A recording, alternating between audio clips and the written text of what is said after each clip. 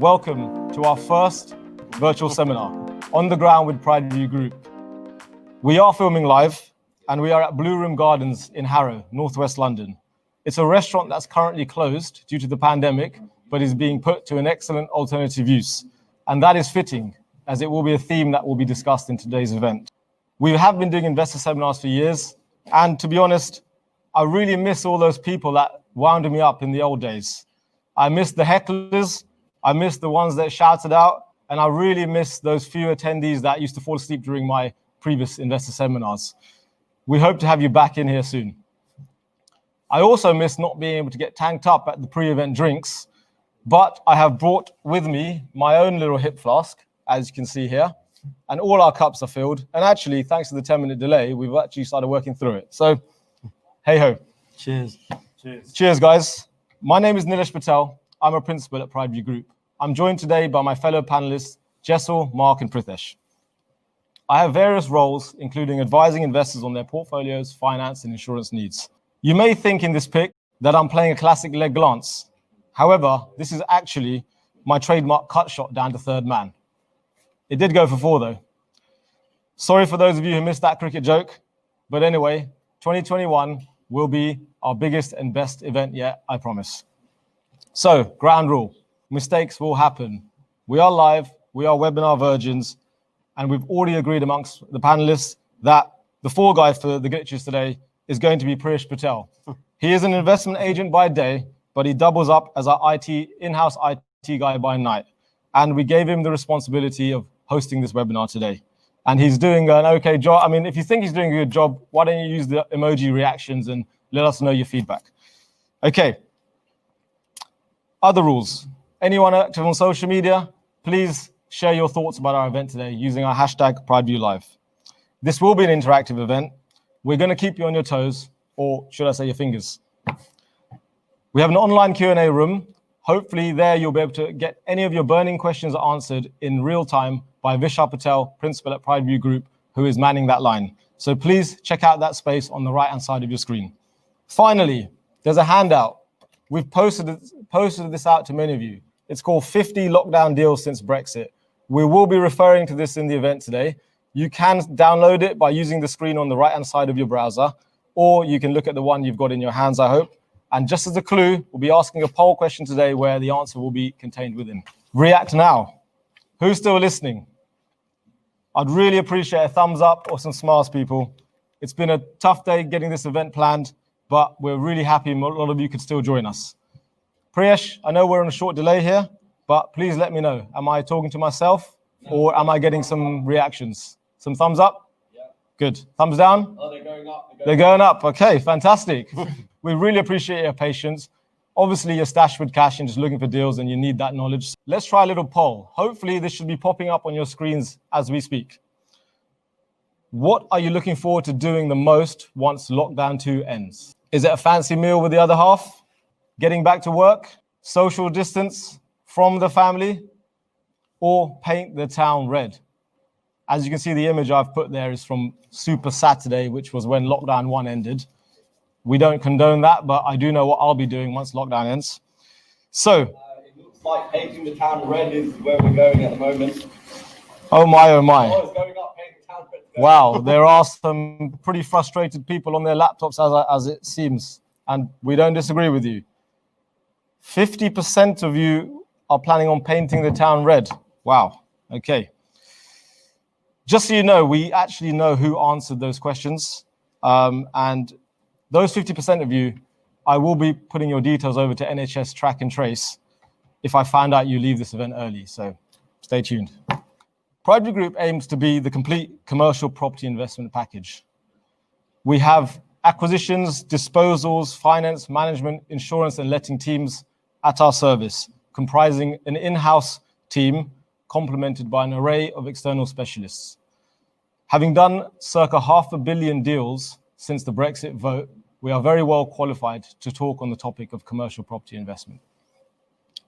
Now, our agenda for today will be based on the question we put to all of you: what should be the priorities for landlords?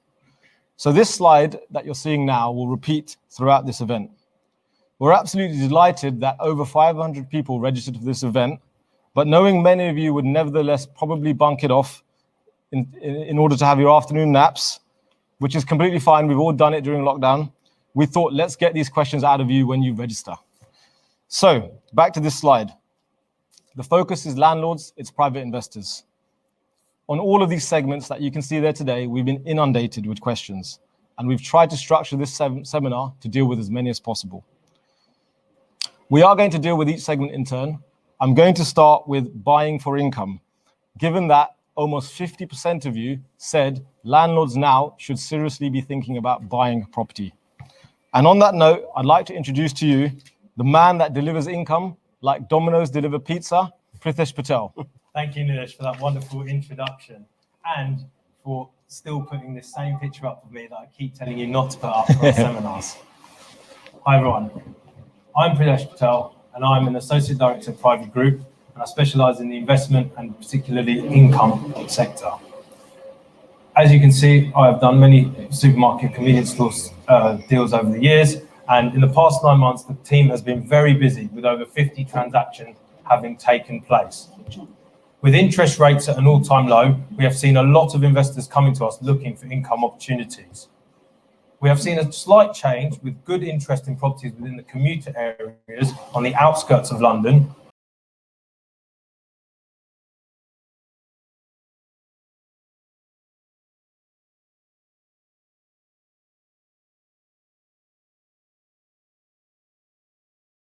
And with rents likely to long-term stay the same or decrease, more investors are looking for fixed or minimal rent increases, especially when buying at sharp yields. Now, pre-registration, you all answered a question: which property sector can deliver long-term hassle-free income? As you can see right now, over a third of people who answered when registering for the seminar believe that supermarket income is the best for hassle-free income.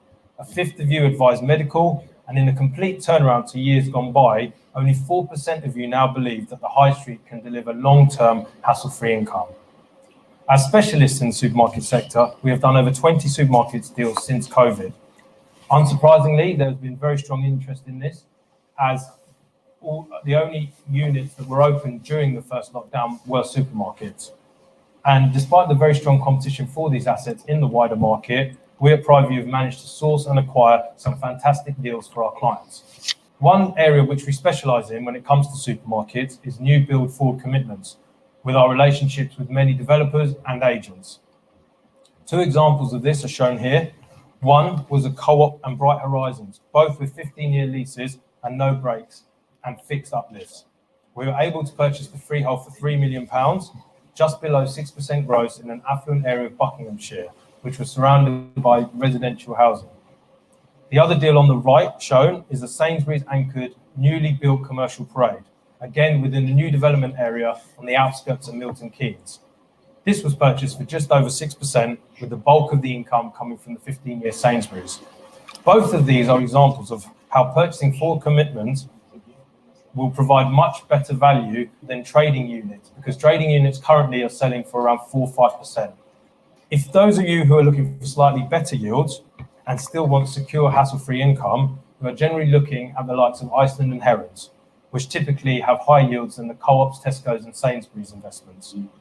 We have seen a number of savvy investors purchasing 10-year plus income to these covenants, and a couple of examples are shown on your screen now. The one on the left is an Iceland at just over £2 million and at an astonishing 7.25% income with 12 years left to Iceland, no breaks.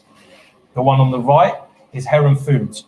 They are wholly owned by B&M, who are doing very well, and these are very popular in the north of England. We have managed to acquire a few off-market forward commitment pub conversions going into becoming Heron supermarkets on 10-year term certain leases at 7%. The medical field is a very strong sector, and one area where it is difficult to source off-market opportunities. An example of the strength of this sector is shown by this building, a 10-year Specsavers near Cambridge, which was sold prior to auction by us for $460,000, circa 5% net. We are continually looking for opticians, pharmacists, funeral parlours, dentists, and doctors' surgeries, as these are recession-proof investments and much sought after by our clients. Takeaways. I'm sure a lot of you have had a takeaway or five over the lockdown period. And this sector has seen an unexpected boom due to the COVID restrictions. Having spoken to the likes of Domino's and Papa John's, both have had their best ever trading years. Now, I've talked a lot, so it's time for a question to make sure you're still with me. On your screen now should be two Domino's investments, both of which were sold or acquired in the last month. The investment on the left is a brand new freehold unit entirely let to Domino's on a 9-year term certain lease. And on the right-hand side is a ground floor Domino's with 18 years left on the lease, no breaks, with the residential uppers sold off. Both were circa 500,000 lot size. Which one do you think sold for the stronger yield, i.e. the higher price? Yeah, We're getting some results in. 18 years seems to have the most amount of interest.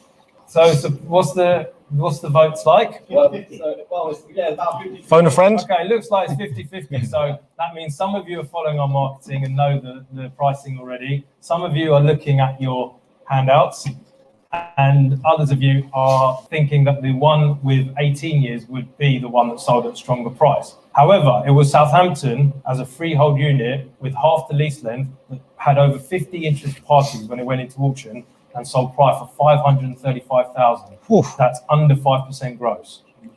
The one on the right-hand side was an off-market Domino's in Stansted for circa 6%, which I'm sure you'll all agree is very good income buy for a portfolio investor, showing that us at Prideview can still locate great investment opportunities quietly. The next sector is drive-throughs. Now, we have always seen over the years a large demand for drive-through investments, and this is only heightened during the pandemic, with them being COVID secure.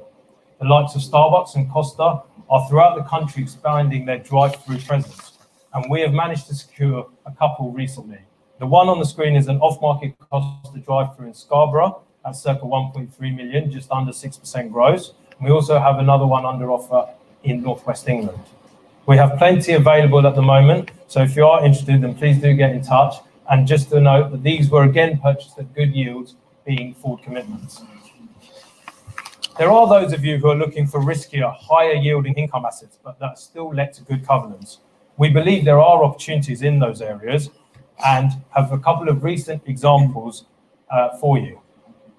On the left-hand side, you should see now a deal that I did during the first lockdown in Harrow Town Centre. With 4 years left to both the undoubted covenants of JD Sports and Costa Coffee, my client, who was locally based, felt it was a great opportunity on a busy pitch between the two main shopping centres in Harrow, an affluent suburb of London. Due to agreeing the deal during the initial lockdown, we purchased this property at a knockdown price of £2.3 million. That's 7.8% gross. Now, I'm sure most of you will know, just a few years ago, these properties were typically selling for sub 6%. And the client was pleased as he was confident that the tenants would renew upon expiry, and even if done so at a slightly reduced rent level, he would still be fine. Another interesting deal on the right-hand side was during the COVID lockdown, and again, it was a 7-year Nando's in Norwich city centre. It had a large rent of £125,000 and was agreed at circa £1.5 million, which was around 8% gross. However, as part of the negotiation, we managed to get the 6-month rental arrears passed over to us by the seller. We then re-geared the Nando's to 10-year term certain at the same rent in return for 12 months rent-free. This meant that 6 months of the rent-free came from the seller free of charge, and 6 months was given by my client. It meant that they ended up with a 10-year Nando's unit in a regional city centre at 7.5% net, which I'm sure you'll all agree is a very good buy. Nando's clearly traded well enough from the unit that they were happy to extend the lease even during lockdown. Now, we have something special for you. The thoughts of some of the top agents and auctioneers in the country on the burning question that most of you have been asking us. Which problem sector could bounce back following COVID? Now, I will apologise in advance to you all for the appearance of some of these agents. Clearly, lockdown has taken its toll. Over to the video. I might be slightly biased given the scenario in which I operate in, but I think leisure and hotels will bounce back after COVID. There are very few investment transactions taking place in those sectors at the moment because of the uncertainty of income. And I think there's some deals to be had. I think once COVID's behind, then pubs, hotels and box leisure will begin to trade well again, and I believe significantly. and therefore there should be a hardening of yield. I think the high street is going to bounce back well after COVID, and today is a great opportunity to pick up an investment in a prime location at a much softer yield than you've been able to before. The answer is high street retail, particularly where tenants have not been paying rents. I think shoppers will return to the high street after the COVID crisis as quickly as they were forced to retreat, thereby quickly restoring some of the security of high street retailers. Well, high street retail and leisure are the sectors that have been hit the hardest, and those stories are well known. So in theory, I guess as life returns to normal and confidence improves, we could expect to see an increase in their popularity. Leisure, on the other hand, that's clearly more physical and immune from the effects of the internet, and ultimately, I think all investment values will continue to be driven by location, covenant strength, and alternative use potential. The long-term fundamentals of the UK and global hotel industry remain strong. Yields have softened. However, this could generate strong investor interest, with distressed asset sales likely to come to the market next year. The speed of the recovery will be dependent on the successful rollout of a vaccine, the reopening of the airways, and renewed confidence to travel. The UK hotel market will definitely be a sector to watch out for as it rebounds from the very bottom of the cycle. For an introduction to the hotel or any other specialist teams at Knight Frank, please contact the Prideview team. Some interesting answers, I'm sure you'll all say, and also some interesting bids. Now, with the likelihood of a vaccine rollout in Q1 2021, we are hopeful that the market will begin to pick up in the new year and that we'll see more opportunities and that Prideview will source these for you. So please do get in touch. Over to you, Nilesh. Thank you, Pritesh, and thank you so much to all of those extremely well-groomed agents. Let's get it interactive again. If you thought those agents looked good, can I have a thumbs up? And if not, can I have a thumbs down, please? Let's see what everybody thought. In the meantime, I'll say that those questions that were asked by the agents came from William and Ashwin. So William and Ashwin, charge on its way. Many landlords rightly want to focus on dealing with their tenants and rents rather than buying more. We totally understand that. We've had a lot of questions coming on this topic, and we do feel your pain, we do feel your frustration. Unfortunately, we are not contract killers. We are property management professionals. Our hands are tied right now. There is an eviction, there is a moratorium on evictions. So landlords and tenants need to collaborate to get through this crisis. I'd like to now thank Nish, Amita, and Gökhan, who sent in questions regarding what our in-house managed rent collection rate is currently compared to the wider market, and how we are dealing with non-payment and arrears. And I can't think of anyone better to talk about that subject than Vishal Nagla, Associate Director of Pride Management, our management arm, who has pre-recorded an answer to these questions. So you will now go to a video of Vishal answering those questions.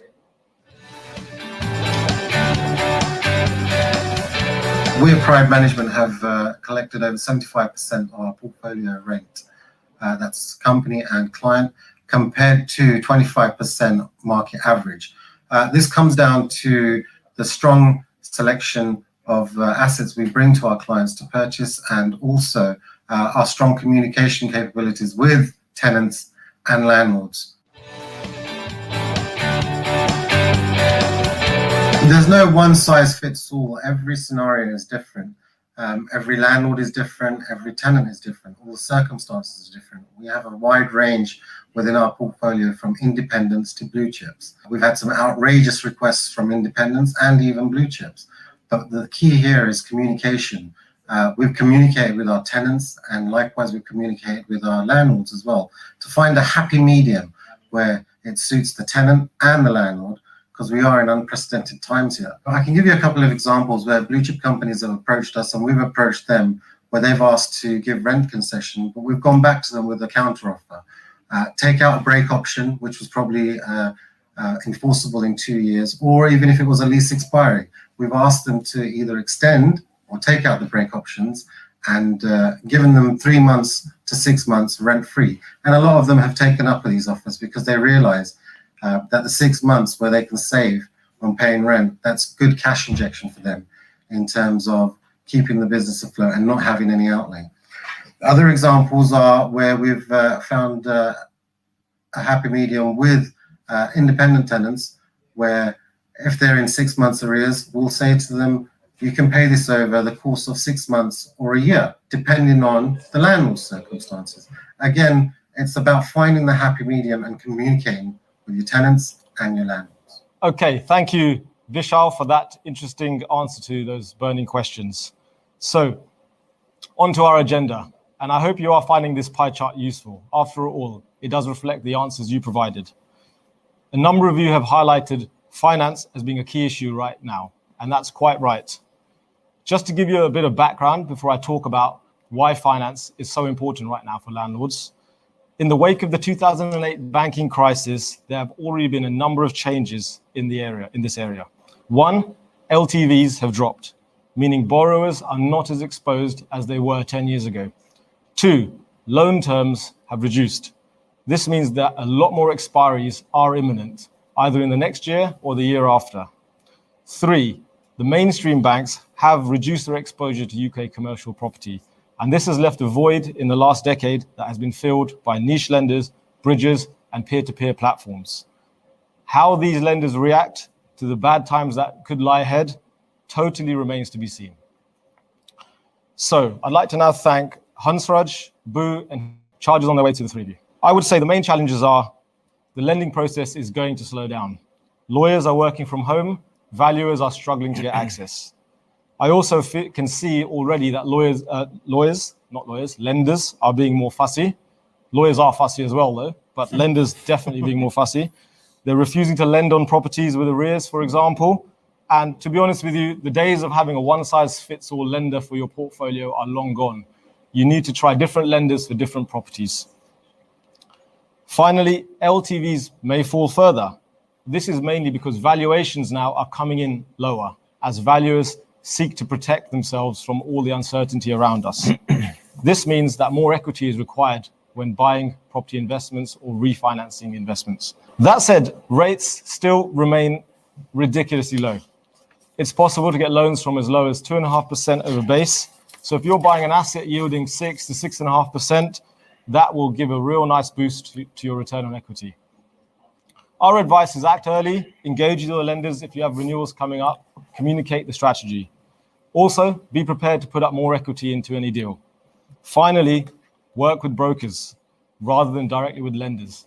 And to get an introduction to some very qualified brokers, please get in touch with us. Okay, so back to our agenda pie chart. Now, this really is the area that was probably the most popular from the survey we conducted. Value add.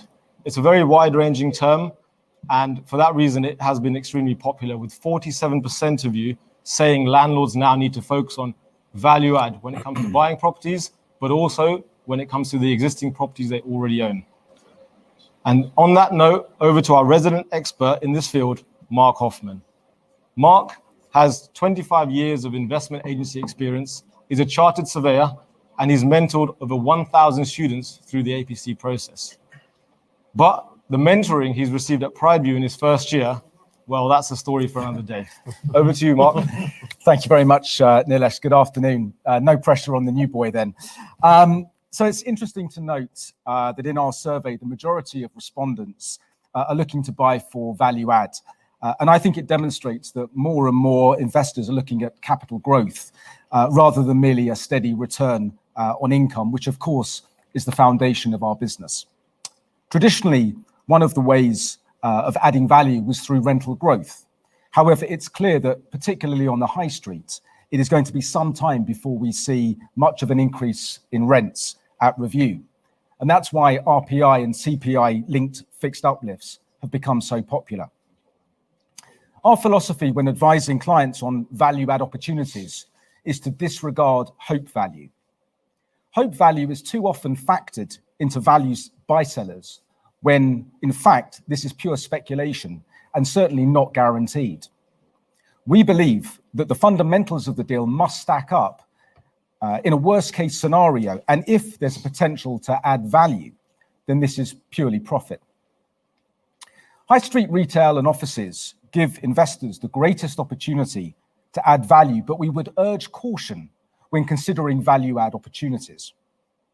Taking surrenders of leases, getting vacant possession, for example, are great ways of potentially adding value, but careful consideration must be given to tenant demand and ERV. If you get the shop or the offices back, can you relet them? What sort of incentives will you have to give? And what is the true market rent? With high street retail, there are opportunities to add value by, for example, negotiating surrenders of upper parts and converting them to residential.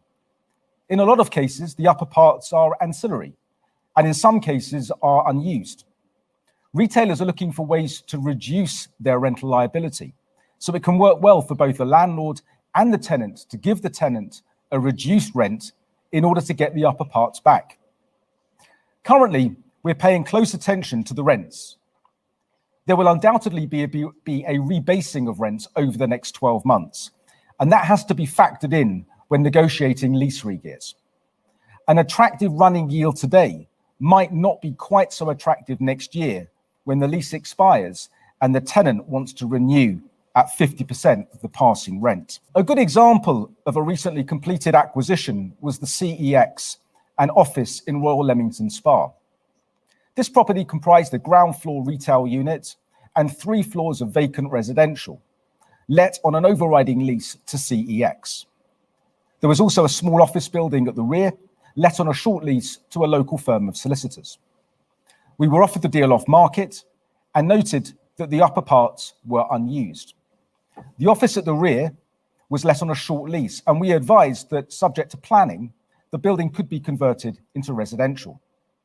The fundamentals of the deal were that the price agreed showed a healthy running yield, but there was a significant upside in regearing the lease, giving the tenant a new lease of the ground floor only with a nominally reduced rent, and then taking back the upper parts to convert to residential. Another example is an opticians and flat that we're selling currently in Hertfordshire.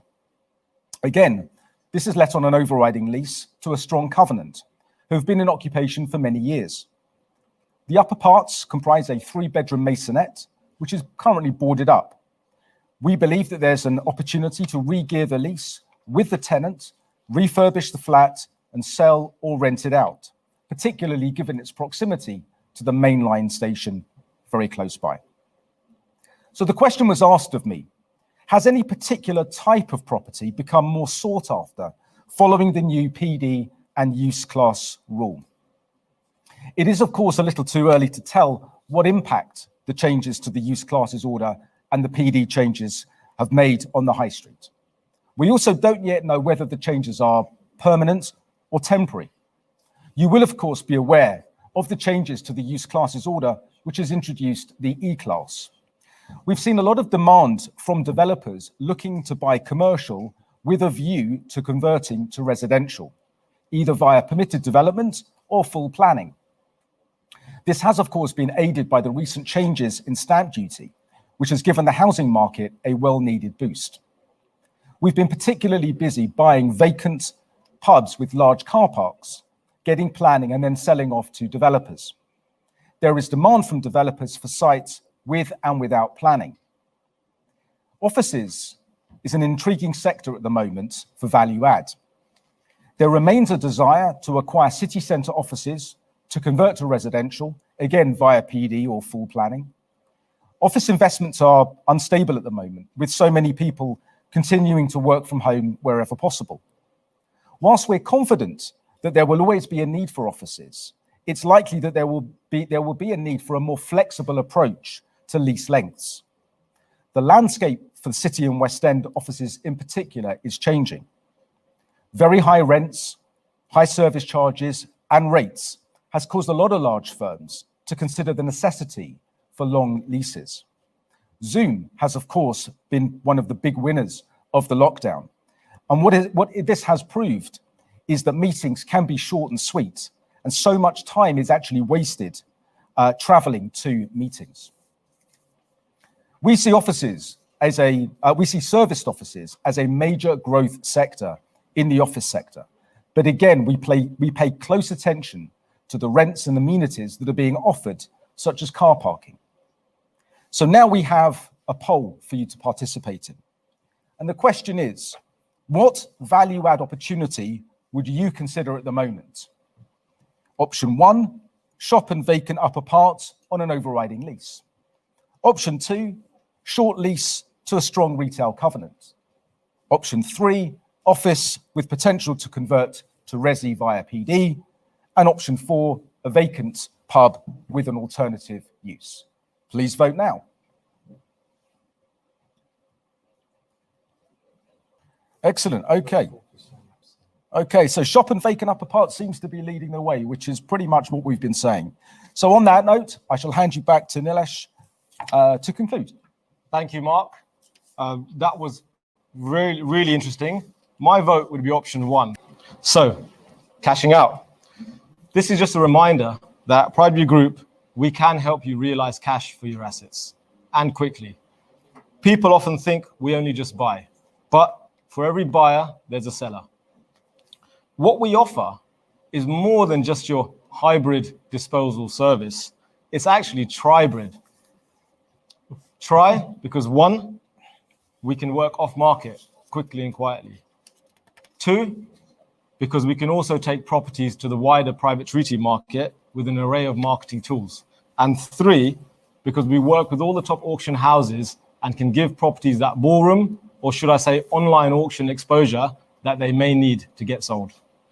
So contact us today to discuss further. I've now put on the page a last-minute slide, which is a brochure we put together for a Sainsbury's local in White City, West London. This is an example of what we can do, and we did this for an overseas investor who wanted to sell his asset back in September.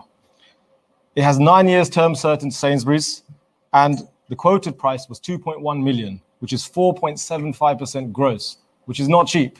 I'd like to come towards the conclusion of this event by talking about our requirements. You can all read them on the presentation, I hope. And I'd like to say that we don't claim to deal in every sector of the market, but now you hopefully know where we do perform well.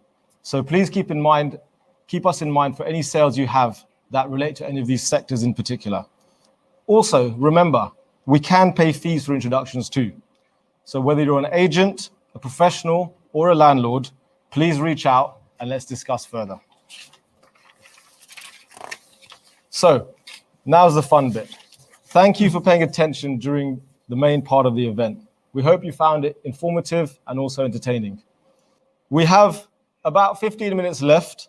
So what we've done is we've picked out some of the best questions we received that we weren't able to answer in the actual presentation part of the webinar. All will get MOFI charges and they will be named shortly. However, they may not get the answers they're hoping for. We have had hundreds, and as always, we are available to take the conversation offline. So without further ado, I'd like to welcome Jesal Patel to the panel. He's also a principal at Prideview Group. He's responsible for dealing in auctions with value-add property and all year-round golf as well, if anyone free next week. So let's get the panel going. And my first question is on the subject of online auctions, which I actually just mentioned earlier. This question is coming from Zach. So Jesal, is there still a lot of competitive bidding going on in the online auction room, given that ballrooms are now not happening for the foreseeable future? Yeah. I mean, to be honest with you, it's quite impressive how the main auction houses have turned the ballroom experience straight around into online auctions very quickly, because a lot of them were due to have auctions in March during the initial lockdown, and they had to suddenly just stop what they were doing and get the auction process online. Also, given the kind of market we've been in for this year, with the lockdowns, the uncertainty, it's also quite surprising to see that a lot of them had 80% plus record sales rates. So it shows demand is there in the market, and good quality lots and good quality assets have had plenty of bidders. I mean, we were bidding on something in one of the auctions and there was 30 registered bidders. It was incredible watching that, trying to buy it. We got outbid at the last minute, but it shows the demand is still there. Okay. Thanks for that, Jesal. Another area where we've had a lot of questions, but we haven't been able to answer all of them in today's event, is first-time investors. I've got a question from Rupinder, And Pritesh, I think you might be best placed to answer this one. Okay. What are the advantages of commercial over buy-to-let property? Well, I think the obvious advantages are hassle-free income. I have a lot of first-time investors who come to me and say, I've got a couple of buy-to-let flats, but they keep giving me hassle with boiler breakages or estate agents having to manage it for them and get in touch with them. And obviously with the blue chip income, generally speaking, they will get 4 quarterly checks a year and no hassle for numerous years. And most of the transactions we've done since COVID has hit have been 10-year plus income to the likes of Iceland's and Co-ops and Tesco. So there's that advantage. Also, it doesn't mean to say that you can't buy residential within your commercial. We've talked a lot about mixed use properties today. Buying a commercial property with an overriding lease with a residential flat above it, you will still get that benefit of that residential flat potentially in 3 years, 5 years, or 10 years time, and that will always still have a value. And there's also obviously a tax benefit with that as well. And there's also the stamp duty saving, so you can still buy a buy-to-let flat in theory, but within the commercial lease, and therefore you're buying it at a cheaper price. Okay. I think that does definitely explain the continued popularity of investments that would suit first-time investors. Looking at value-add investors, I've got a question from Richard, who's asked, and I think since Mark has already talked about value-add, let's talk to Jessel about this one. What opportunities exist in the current market for the medium-risk investor in commercial properties? Yeah, I think the medium-risk investor, you know, obviously, when most people come to us at Prideview, we really have to sort of understand their appetite for risk to try and source the ideal opportunity, and those kind of guys who want something, you know, that's not straightforward, clean cut, adds a bit of value add potential in the medium term as well. We kind of tend to steer the guys with lower budgets to shopping flats or maybe overriding leases, where they can have the income for a few years from the tenant and maybe take the uppers back, convert the uppers into a couple of flats or something like that. Or we say for the larger kind of guys to go for parades, because you know what, you get a complete diverse mix of income, so you're never going to be, you know, stuck at any one point. If one tenant leaves, it's not like your income stream suddenly stops because you've got other sources of income within the parade. And that also leads to a lot of asset management opportunities with rental increases, flats, and additional developments on car parking that may be within the parade. Especially when you're talking about parades, the sustainability of the rents, where we see parades where they're paying £20,000-30,000 rent, those shops will always trade well because the rent is sustainable for them in the long term. Yeah, definitely. And again, when we talk about risk, something we have to definitely talk about in the current environment is covenant strength and tenant strength. So I have a question of Tom, which is a really interesting one as well. And Mark, perhaps you could answer a bit about this, or Jessel maybe. What impact has the widespread use of CVAs had on the perception of covenant strength of corporate occupiers? And how is this being reflected in yields achieved? Yeah, I mean, I think that's a great question, to be honest with you, given that CVAs are happening almost every week at the moment, and it's almost like a get out of jail card for tenants. I think there's an inquiry going into CVAs at the moment about the validity of being able to just do a CVA when you want, because it does make a mockery out of an institutional lease. But saying that, now when trying to buy a property, you've got to be more prudent. You've got to do a lot more due diligence on your tenant, look at their financials. You want to really look at location of a building. Yep. We've had 3 tenants within our managed portfolio that we've acquired for clients over the years that have gone into CVAs. So there's a Cafe Nero in Rickmansworth, there's a Pizza Hut in Manchester City Centre, and there's a Pizza Express in Epping High Street. The one good thing about all 3 of those units is, as a landlord, you've got 3 very strong locations for reletting, and you know, if you can be strong-handed with the tenant and say to them, you know, we don't accept your CVA, we'd rather take the unit back because it's so well located. We're comfortable in getting getting full rent from another occupier. So, thing about CVAs is your asset is classified as category 1, 2, and 3. Is that right, or A, B, C? Yeah. So you get different categories in the CVA.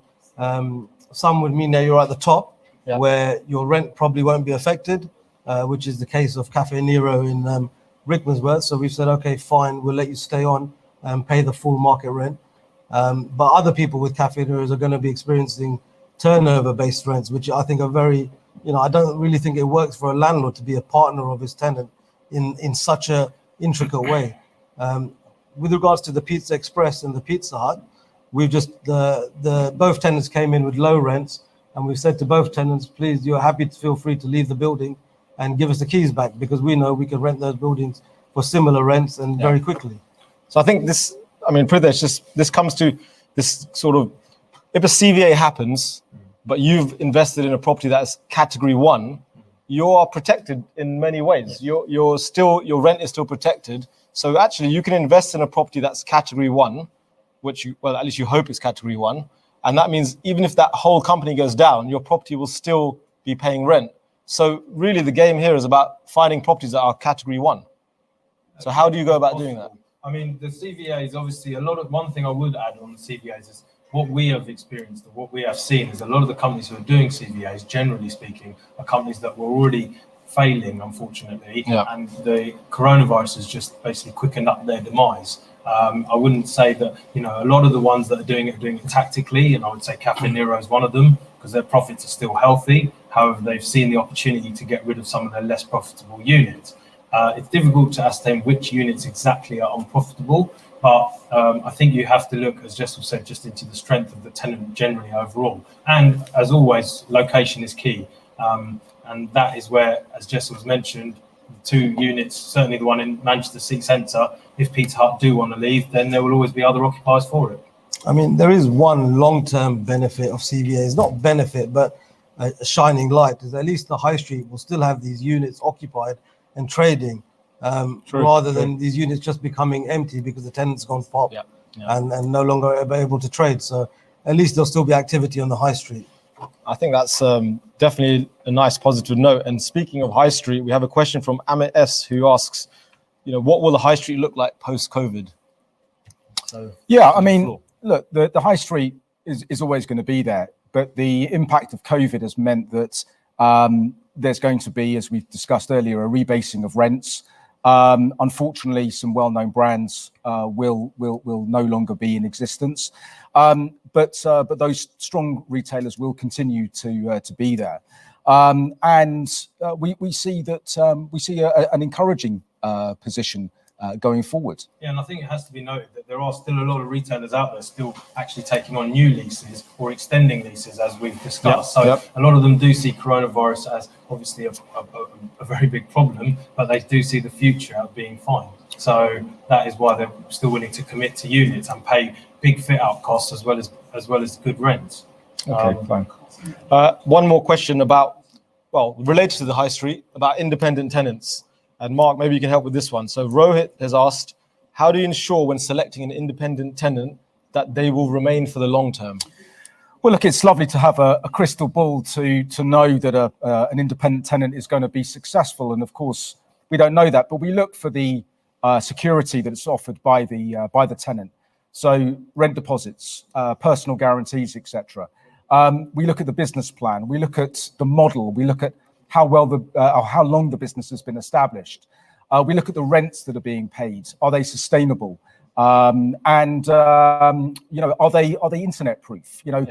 Hairdressers, for example, you can't get your hair cut, not yet anyway, on the internet. We saw that from some of our agents. Indeed, earlier. yes, indeed. So and from some of us on the panel. Yes, and they will be open again very shortly. I think one thing to add as well, I recently did a deal in Hampton Hill, and it was both units were let to independent tenants. One tenant we knew was already leaving and was going to be replaced by another tenant who wanted to buy the business and thought it was a good spot to take over. So the client bought the business even though the tenant was leaving, but they had the other tenant coming in on a 5-year, 10-year lease. Yep. And I've just heard this morning that the other unit that was bought, a laundrette, that man is leaving, but someone is taking over on a 15-year lease. So one of our clients who thought they were buying a 2-year lease income is now suddenly going to get a 15-year income to an independent tenant.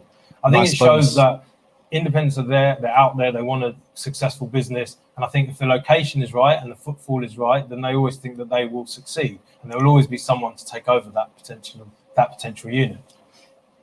Brilliant. Thanks, Prithesh. Last couple of questions now as we approach the end of the event. Jess, I've got a question from Alistair. He says, today we've seen very little sign of any distressed property on the market. This cannot continue as lockdowns remain. When will this position change? Yeah, well, distressed property. So, obviously there's different types of distress. I think at the moment we're not seeing the distressed properties from the financial institutions, the banks repossessing and things like that. So I think that part will probably happen at some point of next year. We've seen some banks come to our tenants asking for how they're planning on redeeming a property at the back end of next year. I mean, you haven't seen that for quite a while. So lenders are getting nervous, and I think they are getting twitchy. And I think some point next year we'll probably see a little bit of that. You'd love to think that, given that we all helped bail out the banks the first time around 10 years ago, they would help us all out right now, but probably won't be the case. Well, look, it's not a banking crisis at the moment, so I think that's quite important. I think it's worth noting that a lot of people came to us, certainly in March, and said, "Oh, there's going to be distressed properties Q3." Q3 came, it didn't come. Then they said maybe it'll come in Q4. Q4's come, still haven't seen. I think so. It'll be interesting to actually see when. I'm sure there will be some, but it'll be interesting. Well, the announcement of the vaccine as well has given everybody a bit of a lift as well. Hopefully that sort of elongates the distressed sales. I do think the kind of distress we actually have seen is institutional funds dumping assets, especially in high street retail. Yeah. And what traditionally happens with the funds is they seem to buy at the top of the market and sell at the low. And that's the kind of distress we've seen. I mean, I don't think we've seen high street properties selling at 18, 19, 20% not as far as I know, and I've been doing this 16 years. But, I just haven't seen that. And these traditional properties used to sell at 5 to 6%. So there may actually be some bounce back there where you may think, what I'm buying today, maybe 17, 18%. Next year, if we can turn it around, the rents might not fall as much as expected. Those properties might be worth, a little bit more than what they paid for them. So there could be some opportunity there. But that's more the distress that we've seen. And also just a few nervy sellers who wanted to sell something, their deal's fallen out of bed and they just want it sold. Those are the kind of distress, but no serious distress as of yet. Yeah. Well, I think that's a good note to end on. And I think Mark's mention of the vaccine as well. I think people are confident about 2021. So I've got one last question there for you all, gents. So I've got a question from Salish, who is our co-founder at Prideview Group. And he's asked me, who is the loudest person in the Prideview office? And I think, Mark, you're definitely not one of the loudest. So maybe you can tell us. Well, I definitely sit next to the loudest or one of the loudest. You can name names, it's fine. Well, certainly, no, I'm not going to name names, but you kind of have to name names. Okay, all right. Well, you already have sort of Priyesh is very enthusiastic, shall we say, and conveys. Is this Priyesh the one that's handling our AV at the moment? Well, he was at the beginning anyway. But yeah, certainly, I've been here for a year, and I've only just stopped having to take paracetamol for my headache when I get home. So yeah. Pritesh, how about you? I think the vote has to go to Dilip, unfortunately, for him. He is the loudest. Quite loud. You can hear him stomping in from down the corridor, and he's always on the phone shouting at someone or trying to get something agreed. So, I mean, I think Jessel's pretty loud. I mean, he's come across today as quite polite. I thought it'd be nice because he's on the panel. No, he's come across really well today, but don't be fooled. He can really, give the old-fashioned hair dry, and Raj as well. I think the nickname is Rottweiler. I think it's a bit ruder than that, to be honest. But actually, I did ask Salish what his thoughts were, and he is actually probably the most hard of hearing in the office. So I really do value his opinion. And he also agreed Priyesh, our resident AV specialist, is the loudest, mainly due to reverberations. I think they really hurt Salish's head the most. So I think that's very interesting. And I think without further ado, I think we should try and come to a close to the seminar. And I'd like to, give a really heartfelt thank you to everyone that registered and everyone that has joined today. I'd also like to thank our media teams, Cookie Productions, Sincera, Liquid Bubble, our guest contributors, Priyesh, of course, as we've mentioned already, and our venue, Blue Room Gardens, where this has been filmed live. We look forward to taking the conversation offline, and you will shortly be taken to a review page where you can leave your feedback. I'm Nilesh Patel. You've been watching The View from the Ground. Thank you and stay safe.